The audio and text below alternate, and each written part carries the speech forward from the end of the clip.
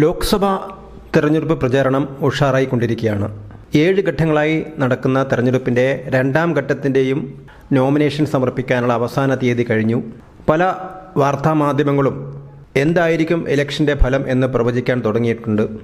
ഇന്ത്യയിലെ ദേശീയ മാധ്യമമായ ടൈംസ് നൗ നടത്തിയ ഒരു സർവേയുടെ ഫലമാണ് ഏറ്റവും ഒടുവിൽ പുറത്തു വന്നിരിക്കുന്നത്. ഏതാണ്ട് 2,71,292 പേർ, അത്രയും പേരിൽ നിന്ന് അഭിപ്രായങ്ങൾ ശേഖരിച്ച ശേഷമാണ് ടൈംസ് നൗ പുതിയ നിഗമനത്തിലേക്ക് എത്തിയിരിക്കുന്നത്.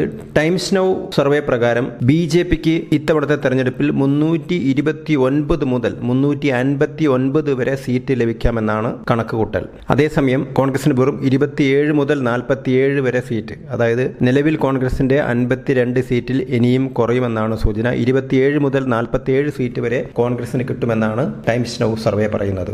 പിന്നീടുള്ളൊരു പ്രബല കക്ഷി 21 മുതൽ 22 വരെ സീറ്റ് കിട്ടാൻ സാധ്യതയുള്ള ആന്ധ്രയിലെ YSR കോൺഗ്രസ് ആണ്. അതേപോലെ തന്നെ തമിഴ്നാട്ടിലെ DMKക്ക് 24 മുതൽ 28 സീറ്റ് വരെ കിട്ടാം. തൃണമൂൽ കോൺഗ്രസ്, പശ്ചിമ ബംഗാളിലെ തൃണമൂൽ കോൺഗ്രസിന് 17 മുതൽ 21 വരെ സീറ്റ് കിട്ടാം. ഒറീസയിലെ BJDക്ക് 10 മുതൽ 12 വരെ സീറ്റ് കിട്ടാം. ആം ആദ്മി പാർട്ടിക്ക് 5 മുതൽ 7 വരെ സീറ്റ് കിട്ടാം. മറ്റുള്ളവർക്ക് 72 മുതൽ 92 വരെ സീറ്റ് കിട്ടാം. ഇതിൽ പലരും BJPയുടെ സഖ്യകക്ഷികളാണ്.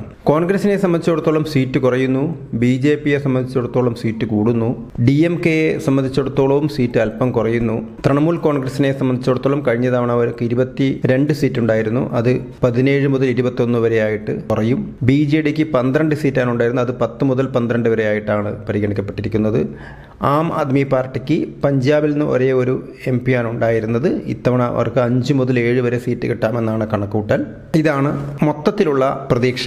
ഇതിനെ നമ്മൾ ഓരോ സംസ്ഥാനത്തും എങ്ങനെയൊക്കെയാണ് ഓരോ പാർട്ടികൾക്കും വന്നിരിക്കുന്നതെന്ന് പരിശോധിക്കുമ്പോൾ കേരളത്തിൽ CPMന് നിലവിൽ ഒരു സീറ്റ് മാത്രമാണ് ഉണ്ടായിരുന്നത്. പക്ഷേ CPMന് 6 മുതൽ 8 വരെ സീറ്റ് കിട്ടാം എന്നാണ് പ്രവചിക്കുന്നത്. അതേസമയം 15 സീറ്റ് ഉണ്ടായിരുന്ന കോൺഗ്രസിന് 8 മുതൽ 10 വരെ സീറ്റ് കിട്ടാമെന്നാണ് പ്രതീക്ഷിക്കുന്നത്. ഇത്തവണ കേരളത്തിൽ 2 അക്കം കടക്കും എന്ന് പ്രധാനമന്ത്രി നരേന്ദ്രമോദി പറഞ്ഞ BJPക്ക് കേരളത്തിൽ 0 മുതൽ 1 സീറ്റ് വരെ കിട്ടാമെന്നാണ് ടൈംസ് നൗ സർവേ പറയുന്നത്. അതേസമയത്ത് 2 സീറ്റിൽ മത്സരിക്കുന്ന IUMLന് 1 മുതൽ 2 വരെ സീറ്റ് കിട്ടാം. അതിനർത്ഥം പൊന്നാനിയുടെ നില അല്പം പരിങ്ങലിലാണ് എന്നാണ്.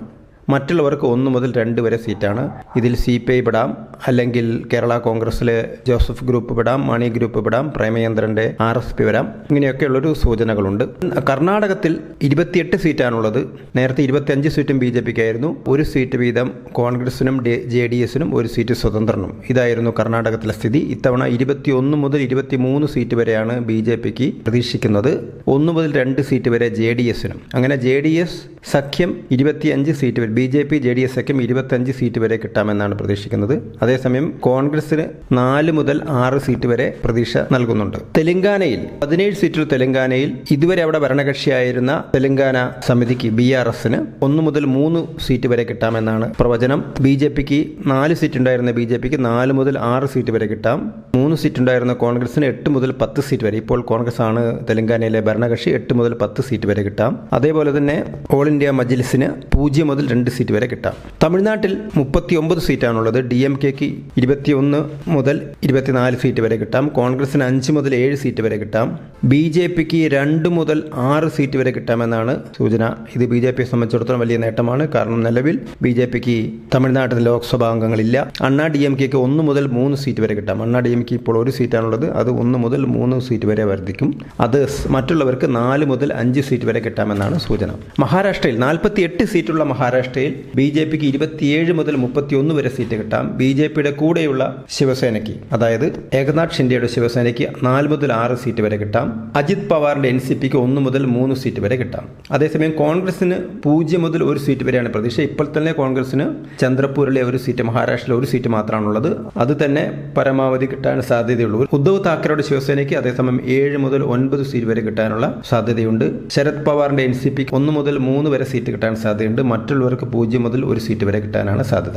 വടക്ക് കിഴക്കൻ സംസ്ഥാനമായ അസമിൽ 14 ലോക്സഭാ സീറ്റുകളാണുള്ളത്. ഇവിടെ BJP സഖ്യത്തിന് 11 മുതൽ 13 സീറ്റ് വരെ കിട്ടാം. കോൺഗ്രസിന് 0 മുതൽ 1 സീറ്റ് വരെ, AEDUFന് 0 മുതൽ 1 വരെ, മറ്റുള്ളവർക്ക് 0 മുതൽ 2 വരെ.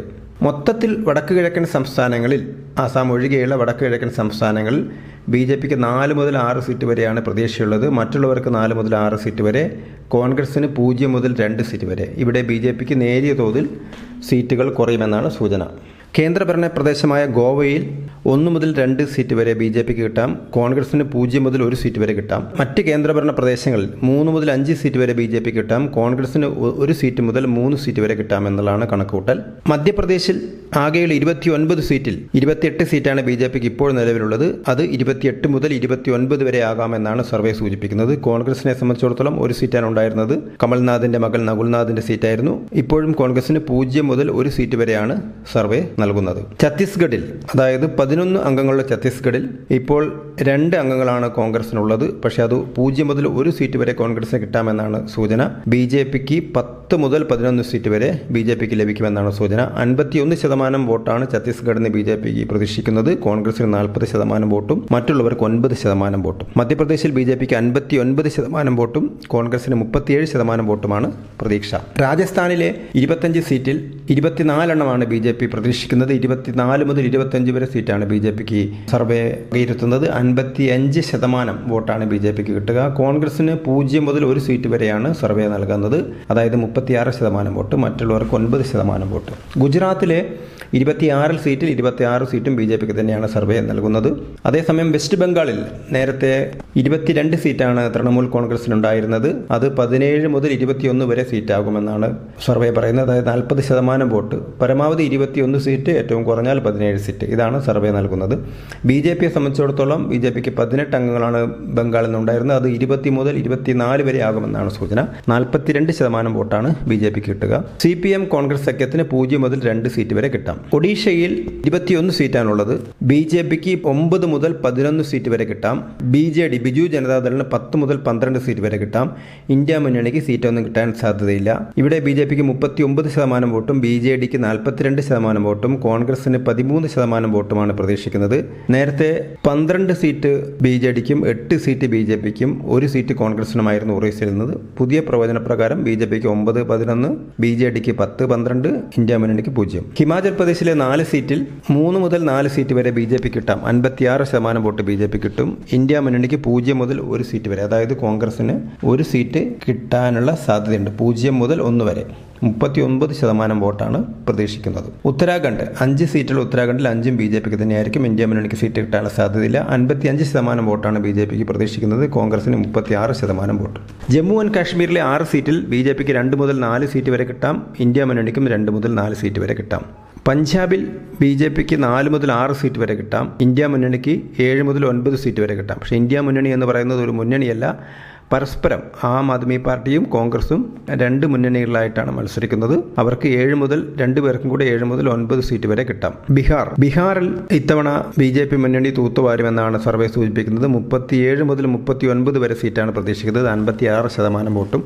ഇന്ത്യ മുന്നണിക്ക് 1 മുതൽ 3% വരെ, അതായത് രാഷ്ട്രീയ ജനതാദൾ കോൺഗ്രസ് സഖ്യം, അവർക്ക് 1 മുതൽ 3 വരെ സീറ്റാണ് പ്രതീക്ഷിക്കുന്നത്. 33% വോട്ടും. ജാർഖണ്ഡിൽ 14 സീറ്റുള്ള ജാർഖണ്ഡിൽ NDA 13 മുതൽ 14 സീറ്റ് വരെ കിട്ടും. ഡൽഹിയിൽ 7 സീറ്റുള്ള ഡൽഹിയിൽ 6 മുതൽ 7 സീറ്റ് വരെ NDAക്ക് കിട്ടും. ഇന്ത്യ മുന്നണിക്ക് 0 മുതൽ 1 സീറ്റ് വരെയാണ് പ്രതീക്ഷിക്കുന്നത്. 10 സീറ്റുള്ള ഹരിയാനയിൽ 9 മുതൽ 10 സീറ്റും BJP കിട്ടും. 1 സീറ്റാണ് പ്രതിപക്ഷത്ത് പ്രതീക്ഷിക്കുന്നത്. ഉത്തർപ്രദേശാണ് ഇന്ത്യയിലെ ഏറ്റവും അധികം സീറ്റുള്ള സംസ്ഥാനം. 80 സീറ്റാണ് ഉത്തർപ്രദേശിൽ നിന്നുള്ളത്. ആ ഉത്തർപ്രദേശിലെ 74 മുതൽ 78 വരെ സീറ്റ്, അതായത് 80-ൽ 74 മുതൽ 78 വരെ സീറ്റ് BJP സഖ്യത്തിന് ലഭിക്കുമെന്നാണ് കണക്കൂട്ടൽ. 3 മുതൽ 5 സീറ്റ് ഇന്ത്യ മുന്നണിക്കും ലഭിക്കും. ഇങ്ങനെ ദേശീയ തലത്തിൽ ആകെ BJPക്ക് 329 മുതൽ 359 വരെ സീറ്റും കോൺഗ്രസിന് 27 മുതൽ 47 വരെ സീറ്റുമാണ് ടൈംസ് നൗ സർവേ പ്രവചിക്കുന്നത്. കൂടുതൽ വാർത്തകളും വീഡിയോകളും ലഭ്യമാക്കാൻ MalayaliNewsLive.com സബ്സ്ക്രൈബ് ചെയ്യുക.